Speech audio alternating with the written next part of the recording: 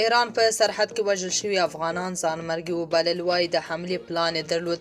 دا چې حقیقت څه دی نو جزئیات همدلته وګورئ او چینل هم سبسکرایب کړئ. د ایران د سپاه پاسداران د ځمکنیو ځواکونو قمندان محمد پاکپور د سیستان او بلوچستان په سرحدي سیمو کې د 18 تنو وژل کېدل تایید کړل. پاکپور ویل چې دغه کسان افغان او تاجکستاني وګړي وو چې د تیرو تر چتر لاندې په ایران کې د ځانمرګي برید پلان درلود.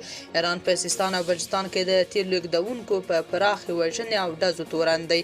تیل وړونکي ډیری د ایران د سیستان او بلوچستان د محرومو سیمو اوسیدونکي دي چې له دغه هیواده د پاکستان سرحدي سیمو ته د تیلو په لیږد سره خپلې اقتصادي اړتیاوې پوره کوي.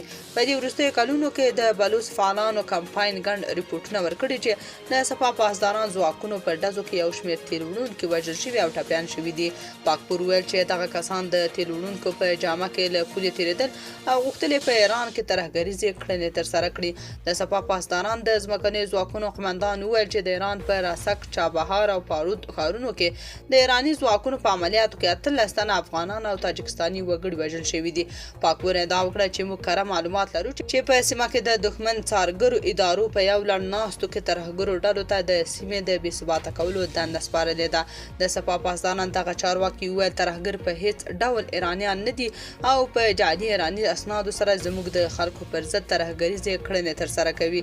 له دې وړاندې هالیوډ سازمان ریپورټ ورکړی و چې د روان کال د اپریل میاشتې په لومړیو 10 ورځو کې په سیستان او بلوچستان ولایتونو کې د ایراني پوځي افسرانو د مخامخ ډزو، لټون، تیښتې او ترافیکي پیښو په پایله کې 22 بلوچ تیل وړونکي وژل شوي او 18 نور ټپیان شوي دي.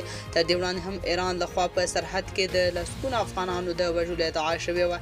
تېره چهارشنبه هالیوډ دغه راز ریپورټ ورکړ چې د ایران سرحدي ساتونکي او طالبانو وروسته له هغه سره ونښتل چې ایراني سرتیرو په پوله کې پر بلوچ تیل وړونکو ډزې وکړې او یو تن یې وواژه. تاسو په دې اړه څه نظر لرئ؟ کمنټ کې شریک او چینل هم سبسکرایب کړئ.